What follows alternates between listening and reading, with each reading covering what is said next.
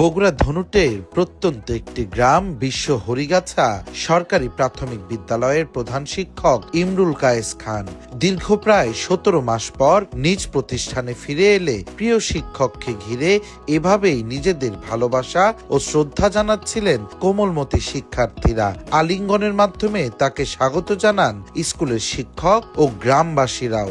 যে দৃশ্য ভাবুক করে তোলে সকলকেই। পিতৃস্নেহে একজন শিক্ষক যখন শিক্ষার্থীদের পাঠদান করান তখন তার প্রতি আর ভয় নয়, থাকে শুধু সম্মান আর ভালোবাসা, যার নিদর্শন মেলে ক্ষুদে শিক্ষার্থীদের কথাতেও। ইমরুল স্যার ফিরে আসছে, তার জন্য আমরা সবাই আনন্দিত। ইমরুল স্যারের জন্য আমরা সবাই খুশি। স্যার আমাদের সকলের চাইতে অনেক ভালোবাসে। আমরা তাকে না পেয়ে অনেক দুঃখ প্রকাশ করেছি। তারা ফিরে আসায় আমরা কি যে আনন্দ পাচ্ছি তা বলার মতো নয়। স্যার যখন স্কুল থেকে চলে গিয়েছিল তখন আমরা অনেকটা কষ্ট পেয়েছিলাম। ইমরুল স্যার আসায় আমাদের স্কুল আগের মতো অনেক আলোকিত হয়ে গেছে। ইমরুল স্যার আসায় আমরা অনেক খুশি। প্রশ্ন যদি আসে একজন প্রধান শিক্ষককে ঘিরে কেন এই আয়োজন, তাহলে ফিরে যেতে হবে কিছুটা অতীতে।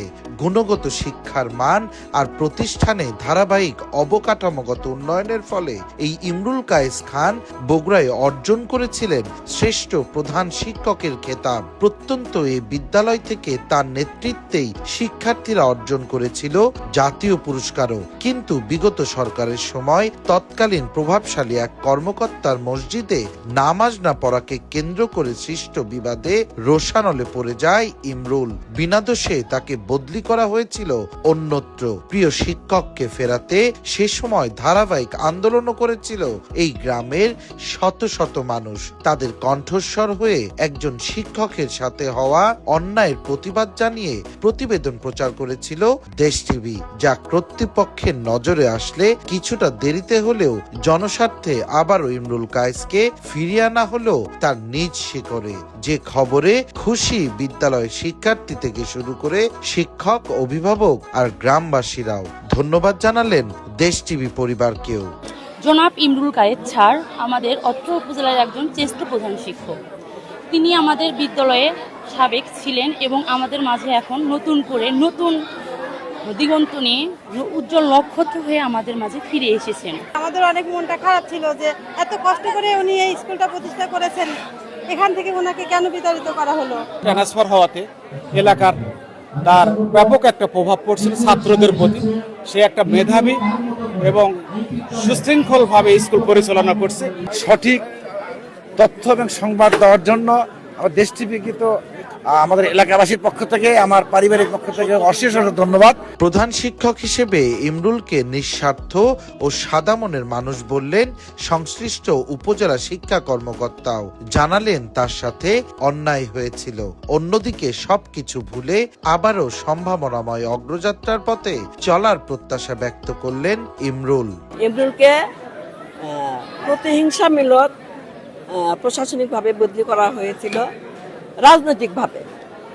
এখন এখানে ওনাকে সম্পূর্ণ বৈষম্যমূলকহীনভাবে কাজ করেছিল।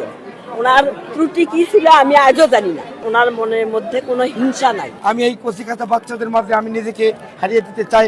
আমি আবারও এই স্কুলকে বগুড়া জেলার অন্যতম একটি শ্রেষ্ঠ বিদ্যালয় হিসেবে পরিণত করার প্রতিশ্রুতি আমি কমিটমেন্ট দিচ্ছি।